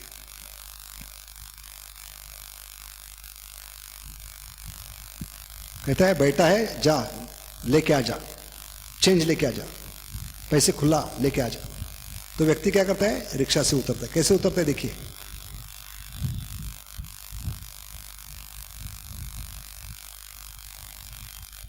तो क्या सीख सकते हैं, कोई बता सकता है कि भले वो भिखारी भी लंगड़ा था लेकिन वो भीख मांग कर जीवन बिता रहा था। इस आदमी में अच्छाई क्या है, विकलांग होकर भी खुद काम करके अपना पेट भरा है, स्वाभिमानी जीवन जग रहा है। वो पैसेंजर के ध्यान में कभी आया जब उसको पता चला ये आदमी भी लंगड़ा है। लेकिन पहले उसको क्या लग रहा था, ये नॉर्मल आदमी है, इसको डांट रहे थे वो। ऐसे आदमी को समझने के कारण आदमी को हम हर दृष्टि से नहीं देखते और क्या करते हैं, उसको गलत समझ बैठते। जैसे पैसेंजर ने शुरुआत में उस आदमी को, रिक्शा ड्राइवर को गलत समझा क्योंकि हर एक दृष्टिकोण से नहीं देखा। उसको जब पता चला कि ये भी लंगड़ा है लेकिन कितना स्वाभिमानी है, अपना जीवन भीख मांग कर नहीं, अपना जीवन रिक्शा चलाकर चला रहे, तो उसको दुख हुआ कि इतने स्वाभिमानी व्यक्ति को मैंने कितना बुरा कहा। ऐसे बाद में हमें बुरा लगेगा जब उसके अच्छे गुण पता चलेंगे। तो उस रिक्शा वाले के जब अच्छे गुण पता चले, लंगड़ा होने पर भी खुद की कमाई वो खुद कमा रहा है, किसी से भीख मांगकर नहीं जी रहा है। ऐसे भक्तों को हम क्या करते हैं, एक ही दृष्टिकोण से देखते हैं, इसमें गलती क्या है। लेकिन अच्छे गुण जब समझ में आएंगे तो हमें पछतावा होगा। इसलिए हमें हर दृष्टिकोण से भक्त को देखना है। समझ गए वीडियो सब लोग? तो हम आगे बढ़ते हैं और देखते हैं ये कौन सा था, तीसरा था कि दूसरों में बुराई देखना और उसको बड़ा चढ़ाकर बताने का प्रयास करना। अभी ये निगेटिव हो गए, अभी अगला क्या है, पॉजिटिव शुरू हो गए। जैसे हम स्कूल में मैथमेटिक्स में क्या करते थे, ग्राफ निकालते थे कि नहीं, तो ग्राफ में दो पोजीशन होते, प्लस और माइनस, और बीच में क्या होता है, जीरो। जीरो के नीचे क्या होता है, माइनस होता है, -1 -2 है कि नहीं, -10 -9 इस प्रकार होता है। और स्ट्रेट लाइन पे जीरो होता है, जीरो के ऊपर क्या होता है, +1 +2 बढ़ते जाता है। ऐसे बढ़ते जाना चाहिए, पॉजिटिव दृष्टि बढ़नी चाहिए, ग्राफ बढ़ना चाहिए, भक्ति में प्रगति होनी चाहिए। कभी जब ये ग्राफ बढ़ेगा, देखने का दृष्टिकोण हमारा बढ़ेगा, जब हम निगेटिव से पॉजिटिव में आएंगे। अभी पॉजिटिव में क्या देख रहे हैं, पहले दूसरों में अच्छा बुरा दोनों देखना, लेकिन किसको चुनना है, अच्छे को ही चुनना है। तो क्यों देखना चाहिए, क्योंकि उस जीवात्मा की आत्मा के स्तर पे सेवा करने की इच्छा इतनी प्रधान होनी चाहिए, तब हम उस जीवात्मा में अच्छा देख सकते हैं। समझ गए आप लोग कि जब सामने वाले व्यक्ति को जीवात्मा के स्तर पे देखेंगे और उस जीवात्मा में भगवान परमात्मा भी विराजमान है, उस स्तर पे ही हम अच्छा देख सकते हैं। उसको जितना शरीर के स्तर पे देखेंगे, ये मनुष्य है, स्त्री है, पुरुष है, बालक है, शरीर से संबंधित उसको देखेंगे, उतना उसमें बुरा ही देखेंगे। लेकिन सामने का जो जीव है, व्यक्ति है, वो भी भगवान का अंश है, वो भी एक आत्मा है और उसके शरीर में भगवान परमात्मा के रूप में विराजमान है, तो हम उसमें अच्छा देखना शुरू करेंगे। इसलिए ये अच्छाई कभी हो सकती है जब हमें आत्मा का ज्ञान होगा कि मैं भी आत्मा हूं और ये भी आत्मा है। अभी उसके बुरे कर्मों के कारण ये मुझसे गलत कार्य कर रहा है, बुरे शरीर में है, इसकी बद्धता ज्यादा है, लेकिन दोनों में बुराई है, दोनों बीमार है। तो उसमें क्या देखना चाहिए? अच्छा क्या चीज है हमें देखना चाहिए, उसको बढ़ावा देना चाहिए। भले उस सामने वाले व्यक्ति में कितने भी बुरे गुण दिखाई दे, उस व्यक्ति में एक गुण देखना है कि वो भगवान का अंश है और वो भक्ति में लगने का प्रयास कर रहा है, भगवान की शरण ली है, इस जन्म में या किसी जन्म में वो शुद्ध भक्त बनने वाला है। ये अच्छा गुण देखना चाहिए। तभी हम हर एक व्यक्ति में एक गुण दे सकते। भले वो अभी भक्त भी नहीं है, लेकिन हर कोई भक्त बनने वाला है इस जन्म में या अगले जन्म में, तो तब हमें उसका फल मिलेगा अपराध का। इसलिए अच्छा क्या है? अभी से हर एक व्यक्ति में अच्छा देखना शुरू करना। जैसे हंस, हंस की विशेषता क्या है? हंस और बगला दोनों सफेद होते, दोनों पानी में रहते, लेकिन दोनों की विशेषता क्या है? हंस हंस है, बक्का बक्का है। हंस को हंस क्यों कहते हैं? क्योंकि उसमें विशेष गुण होता है। वो क्या करता है? दूध में से पानी अलग कर सकता है कि नहीं? क्या कितना भी आप दूध में पानी मिक्स करो, सिर्फ वो दूध ही लेगा। वैसे हमें हंस के समान होना चाहिए। भले उस व्यक्ति में कितने भी बुरे गुण हो, उसमें से अच्छे गुण हंस के समान लेना चाहिए। बुरे गुण अलग करना चाहिए, उस पर ध्यान देना चाहिए। जैसे हनुमान जी भी इस सीतामैया को ढूंढने के लिए गए, और जब पहली बार वो रावण के आंतरिक कक्ष में गए, तो रावण की शरीर दृष्टि देखकर उनका उनको देखकर उनको पहली बार लगा कि अगर ये व्यक्ति अगर भगवान का भक्त होता तो भगवान की सेवा में कितना मदद कर सकता था। देखिए, भले दुश्मन है, सबसे बड़ा दुश्मन है, लेकिन हनुमान की दृष्टि क्या है? रावण को पहली बार जब देखा, उनका जो शरीर देखकर या उनकी ऐश्वर्य देखकर उनको लगा कि अगर ये व्यक्ति भगवान का भक्त होता तो प्रभु रामचंद्र की कितनी सेवा कर सकते। ऐसे हनुमान के समान में क्या करना है? हर एक व्यक्ति में वो अच्छा गुण देखना है। जैसे प्रभुपाद ने क्या किया, भले वो हिप्पी लोग थे शुरुआत में, हिप्पी लोगों की विशेषता क्या थी? कोई बता सकता है? हिप्पी लोग क्या करते थे?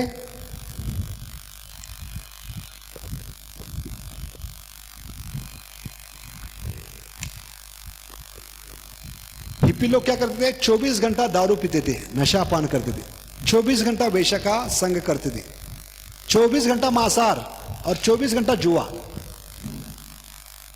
ऐसे लोगों में प्रभुपाद ने अच्छा गुण देखा। क्या अच्छा गुण देखा? कि इनको सेवा करने की इच्छा है, इनको भगवान की कथा सुनने की इच्छा है। ये अच्छे गुण देकर उनको फ्यान किया। तो ऐसे प्रभुपाद ने भले दोनों चीज देखी, लेकिन अच्छे गुण को चुना। इसलिए ऐसे हिप्पियों ने प्रभुपाद की शरण में आकर अपना पूर्ण जीवन दिया, और आज भी ये लोग बड़े बड़े सन्यासी बनकर सारे जगत में कृष्ण भावना का प्रचार कर रहे हैं। तो इस प्रकार जब व्यक्ति में अच्छा गुण देखकर उसको फैन करते हैं, उसको प्रोत्साहन देते हैं, तो अद्भुत कार्य कर सकते हैं ऐसे लोग। इसलिए हमें क्या करना है, व्यक्ति में अच्छा गुण देकर उसको उसके भगवान की सेवा में लगाने का प्रयास करना चाहिए। जैसे तीसरा उदाहरण है विदुर का।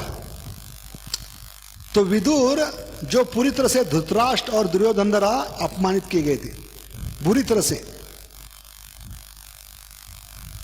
क्योंकि दुर्योधन ने क्या कहा अपने चाचा को, कौन थे विदुर, उनके चाचा थे, कि अब इसके आगे आप पांडवों के साथ, पांडवों की तरफ से आप बात करोगे तो मैं आपको खत्म कर दूंगा, इसलिए आप इस महल से बाहर निकलो। तो विदुर की अवस्था, हालत क्या थी, जिन्होंने पूरा जीवन अपने बड़े भाई की सुरक्षा के लिए, कुरु साम्राज्य के लिए दिया था पूरा जीवन, लेकिन उनको विदाउट पीएफ, विदाउट क्या है वीआरएस, इतनी जीवन की सेवा के बाद उनको क्या मिला, लातें मिली, और वो भी उस भाई के बच्चे से लात खाना पड़ा जिन्होंने कहा कि इस महल से आपको जाना है, सिर्फ आपकी सांस लेकर जाना है और कुछ लेकर नहीं जा सकते। तो इतना बुरी तरह से अपमानित करने के बाद भी देखते हैं विदुर की महानता क्या है, वो महाजन क्यों है, क्योंकि वो फिर से आए अपने भाई को बचाने के लिए।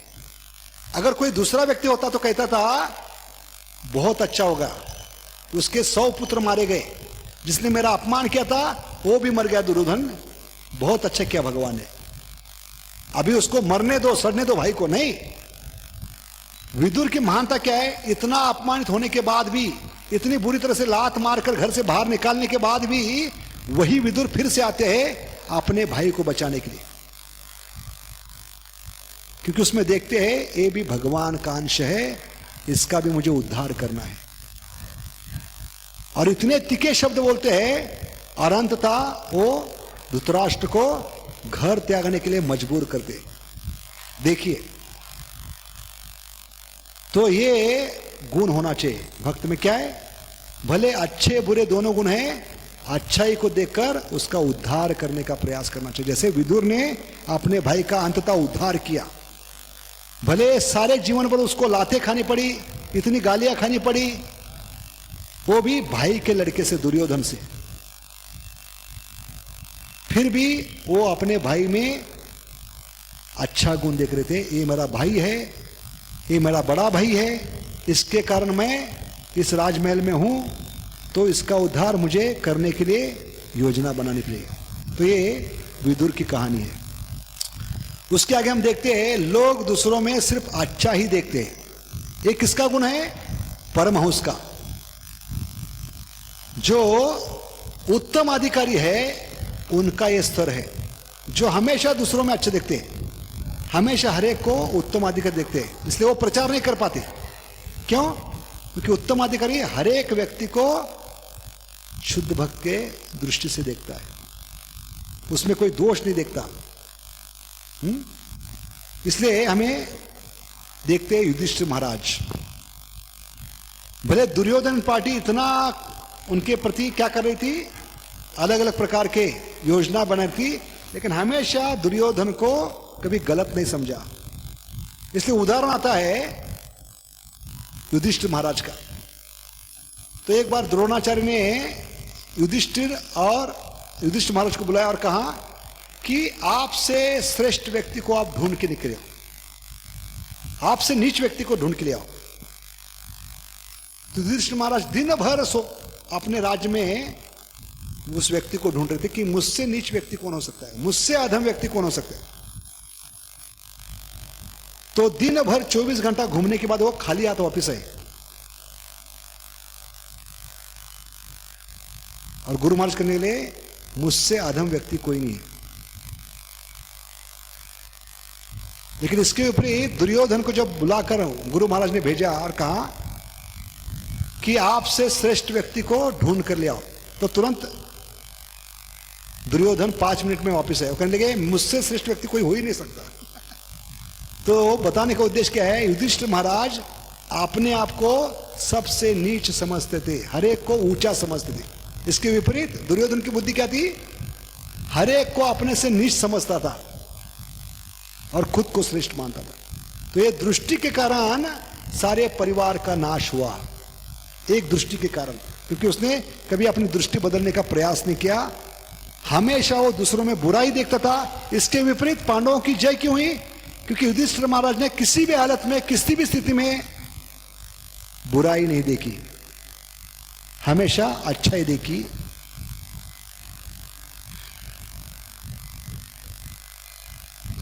तो इस प्रकार हम देखते हैं हमें ये युधिष्ठिर महाराज के समान दृष्टि होनी चाहिए कि हमेशा दूसरों में अच्छा देखना।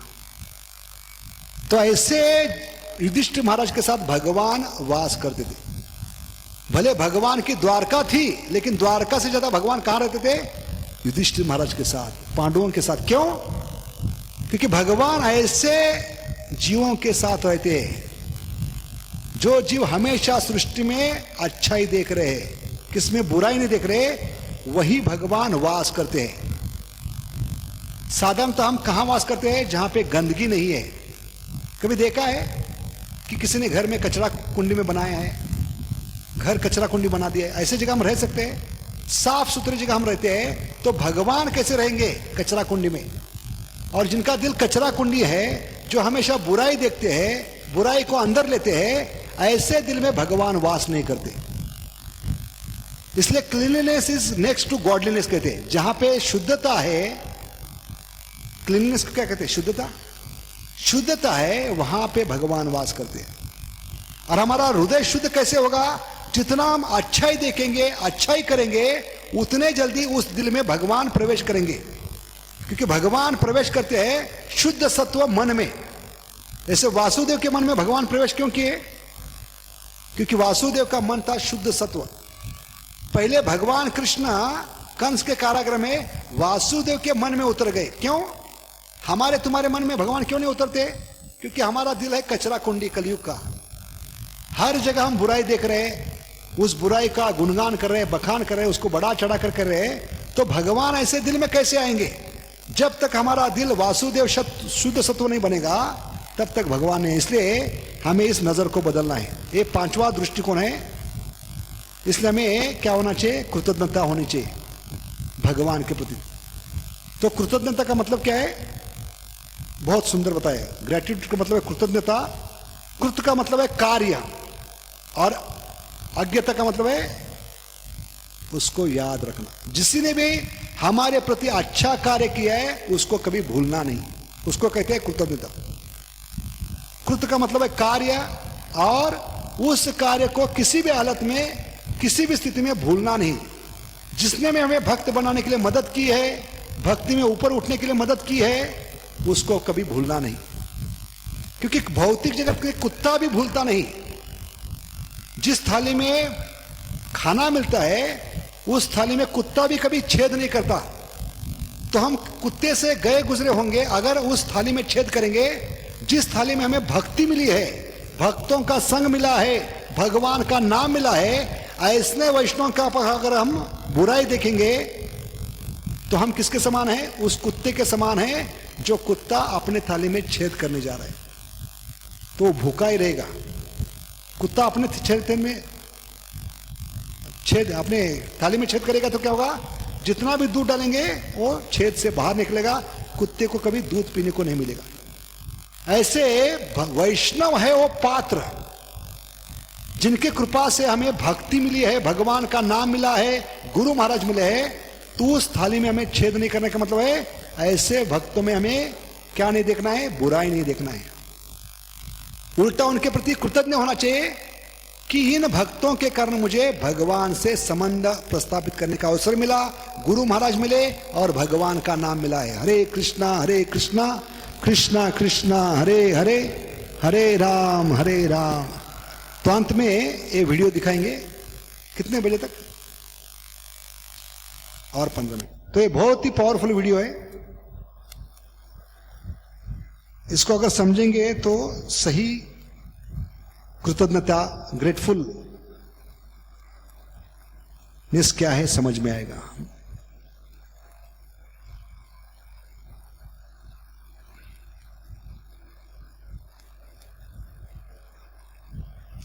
तो ये प्रसंग है, छोटा बालक एक दवाई की दुकान से दवाई चुरा कर भाग रहा था।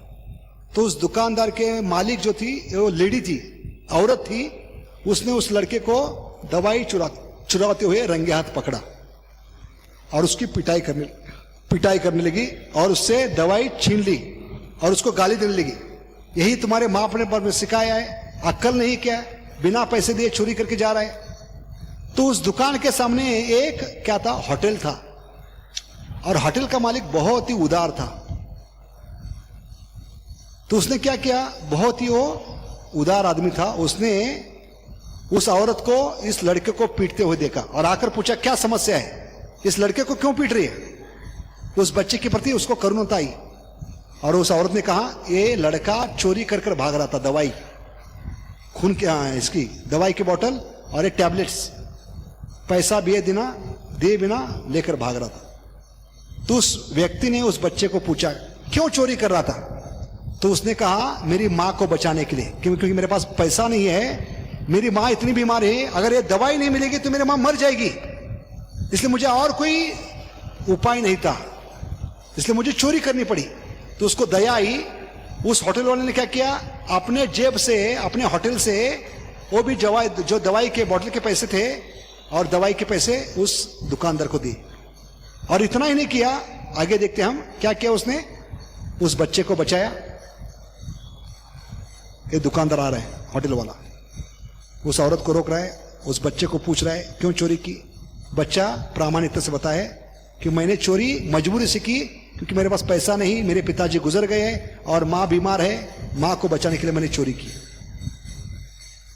तो खुद के पैसे उसको देता है और ये दवाई बच्चे के हाथ में देता है। और सिर्फ दवाई नहीं देता, उसके साथ माँ के लिए होटल से क्या देता है, जूस, खाने की चीजें देता है और उसको कहता है जाओ और माँ को बचाओ।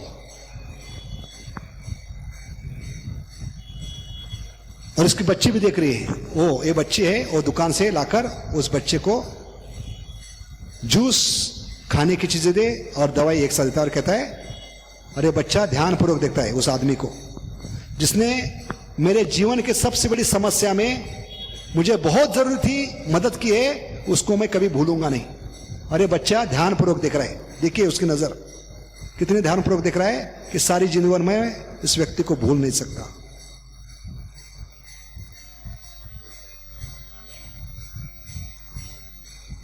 तो बच्चे की नजर देखिए किस प्रकार बच्चा देख रहा है उस आदमी को, हमेशा के लिए याद रखेगा और जाकर मां को बचाता। तो ये उसकी बचपन की कहानी है। आगे जाकर क्या होता है, 15-20 साल के बाद देखिए, 30 साल के बाद वही होटल वाला है, अभी बूढ़ा हो चुका है, काम कर करके के थक गया है और बीमार भी है, लेकिन अपने बेटी की शादी के लिए निरंतर वो काम कर रहा है होटल में। और उसके कारण क्या हुआ, उसको बड़ी बीमारी है और वो बीमारी छुपाकर अपने बेटी से वो स्वास्थ्य को न देखते हुए, विश्राम न करते हुए निरंतर होटल में काम कर रहा है। इसका नतीजा क्या हुआ, अचानक एक दिन काम करते करते होटल में गिर गया। सबको वो दान देता था, कोई भी भिखारी आए, बहुत ही दयावान था। और ऐसा व्यक्ति काम करते करते अचानक उसको चक्कर आती है और टेबल पर गिरकर उसके सिर को चोट लगती है और उसकी बच्ची उसको बचाने का प्रयास करती है। तो उसके ब्रेन पे असर होता है, क्योंकि पीछे खुर्ची पे पड़ने के कारण उसके ब्रेन पे असर होता है। और हॉस्पिटल में जब एडमिट करते हैं तो उसको पूरा प्रयास करते हैं बचाने का। लड़की, अभी उस लड़की को दुकान बेचना पड़ रहा है, होटल, घर का जितना भी पैसा था वो सब खाली करना पड़ रहा है, लेकिन इतना पैसा देकर भी वो बिल भर नहीं पा रही है, क्योंकि लाखों करोड़ों में बिल जाता है। और बिल कितना होता है देखिए, टोटल 1,07,92,000 इतना बिल है। तो सोचते हैं दुकान बेचकर भी, घर का सब सोना चांदी बेचकर भी पिताजी को मैं बचा नहीं पाऊंगी, कैसे बचा पाऊंगी।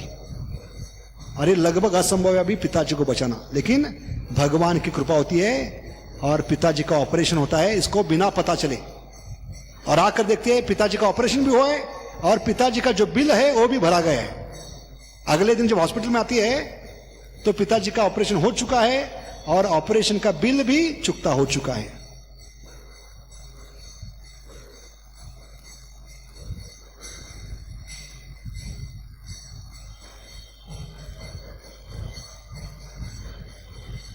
तो डॉक्टर कहते हैं चिंता करने की बात नहीं है, आपके पिताजी का ऑपरेशन हो चुका है, आप निश्चिंत रहिए। तो उसको लगता है अभी बिल भरना है, इसलिए पिताजी के पास जाकर रोती है, और जब रोती होती है, दुकान सब बंद है, होटल बंद है, और पिताजी के पास जाकर रोती होती है, तो पिताजी के पास ये बिल नर्स ने रखा होता है, और बिल में क्या लिखा होता है देखिए ध्यानपूर्वक। उसको आश्चर्य लगता है कि बिल तो 7,92,000 का था, अभी बैलेंस कैसे क्या 0 हो गई। पेड इन फुल, क्या लिखा होता है कि समरी ऑफ मेडिकल एक्सपेंसेस, सब 0 हो गए हैं।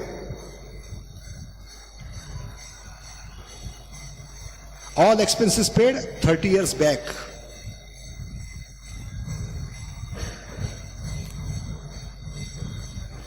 तो ये डॉक्टर कौन था? वही बच्चा था जिसको 30 साल पहले इस होटल के मालिक ने मदद की थी, और बच्चे ने उस आदमी को याद रखा 30 साल के बाद भी, कि जिसने मेरी मां को बचाने के लिए, मेरी इज्जत बचाने के लिए खुद के जेब से पैसा निकालकर दवाई खरीद कर उसके साथ क्या दिया था, जूस का या सूप का पैकेट दिया था। इसलिए उसने उस बिल पे लिखा 30 साल पहले इसका बिल चुकता किया गया है, और ऊपर से मैं ऋणी हूं उस सूप के पैकेट का जो दवाई के साथ भेजा था। तो ये कृतज्ञता है। देखिए उसको याद आता है वो बच्ची को कि वही लड़का है जिसने ये पिताजी को बचाया है, क्योंकि उसने उसके मां को बचाया था। पूरी जान लगाकर अपने एक्सपीरियंस को एक साथ लाते हुए किसी भी हालत में वो उस व्यक्ति को बचाता है, क्योंकि उसने उस पे ये उपकार किया था, और बच्चा कभी भूला नहीं। ऐसे भक्त को होना चाहिए जिनके कृपा से हम भक्ति में आए हैं, नहीं तो हम सड़े नाले के कीड़े थे, किस कचरे में पड़े थे, कितनी सारी बुरी आदतें थी, लेकिन भक्तों ने हमें उठाकर मंदिर में लाया, भगवान के चरणों में अर्पण किया है। तो ऐसे भक्तों को हम कैसे भूल सकते हैं? भूलना तो दुर्बार की है, ऐसे भक्तों में बुराई देख नहीं सकना है, बुराई भी नहीं देखना है, उनमें गलती नहीं देखना है। सिर्फ एक चीज देखना है कि इनकी कृपा से आज मैं मंदिर में हूं, भगवान के चरणों में हूं, और भगवान का नाम ले रहा पाऊं। हरे कृष्णा कृष्णा कृष्णा हरे हरे, हरे राम राम राम। इसलिए आज यही रुकते हैं, इसका अगला भाग कल हम दिखाएंगे कि हमारे देखने की दृष्टि को कैसे बदलना है। क्योंकि आदमी की जो दृष्टि होती है 6/6, 3 निगेटिव गलत तरीके हैं जिस दृष्टि से हमें भक्तों को, भगवान की सृष्टि को नहीं देखना है, और 3 सही तरीके हैं जिस दृष्टि से देखना है, और 3 सही गलत तरीके में भी सबसे बढ़िया दृष्टि क्या है जो भगवान को प्रसन्न करने वाली है, वो कल चर्चा करेंगे। और उसके बाद विषय होगा हमारा, ये होने के बाद कल चर्चा करेंगे हम, छठा गुण क्या है, लोगों में थोड़ा सा अच्छा देखना, उसको बड़ा चढ़ाकर बताना। और अगला विषय होगा दोष देखने की वृत्ति से कैसे ऊपर उठे, दोष सही भी हो तो हमें क्या करना चाहिए, दोष देखने का सही मार्ग क्या है, और दोष की वृत्ति से ऊपर उठने से हमें क्या लाभ होगा, और हमारी चेतना में कैसे फर्क पड़ेगा। ये बहुत ही महत्वपूर्ण है, कैसे हमारी चेतना को बचा सकते हैं दोष दृष्टि से, दोष वृत्ति से। ये बहुत ही सुंदर विषय है कल का, तो इसलिए इसको मिस मत कीजिए, क्योंकि हम जब तक हमारी दृष्टि को नहीं बदलेंगे तब तक भगवान इस दृष्टि से हम देख नहीं पाएंगे। हमारे आंखों में प्रेम का अंजन नहीं चढ़ेगा, काम का अंजन चढ़ेगा, और जहां काम है वहां भगवान दिखाई नहीं पड़ते। इसलिए दृष्टि को बदलना है तो ये जानना आवश्यक है बहुत कि किस प्रकार की दृष्टि होनी चाहिए, इस दृष्टि से कैसे बाहर निकलना है। और उसके बाद अंत में अगला विषय होगा आखिरी दिन, दोष देखने की वृत्ति का मूल कारण क्या है? द्वेष, एनवी। एनवी का मतलब है no vacancy in spiritual world. तो हमने देखा दोष देखना ये क्या है? लक्षण है, लेकिन बीमारी क्या है? द्वेष, भगवान के प्रति द्वेष। और यही मूल कारण है भौतिक जगत में आए, इच्छा द्वेष समुत्वेन द्वंद्व मोहिनवत्। और अगला विषय क्या होगा कि भक्ति में आने के बाद भी भगवान में, भक्त में हम भगवान के प्रति द्वेष क्यों करते हैं? इसके मूल 3 कारण है, वो बताएंगे। तो वास्तव में द्वेष किसके प्रति कर रहे हैं? और भक्तों के प्रति द्वेष धीरे धीरे भगवान के प्रति द्वेष में कैसे बदलता है? और द्वेष करने वालों के लिए आध्यात्मिक जगत में स्थान क्यों नहीं है? और अंत में बताएंगे इस द्वेष के लक्षण क्या है, क्योंकि लक्षण पता होने के बाद ही दवाई शुरू कर सकते हैं। इसलिए पूरा कोर्स है अगले 2 दिन। इसलिए जो भी पेशेंट आए हैं भाग कर मत जाइए, अगले 2 दिन आइए, इसका पूरा लाभ लीजिए, ताकि हम इसको हॉल में रखेंगे तो अच्छा रहेगा। हाँ, इस टेम्पल हॉल में होगा, ठीक 5 बजे शुरू होगा, क्योंकि 6:45 बजे तुलसी आरती होती है।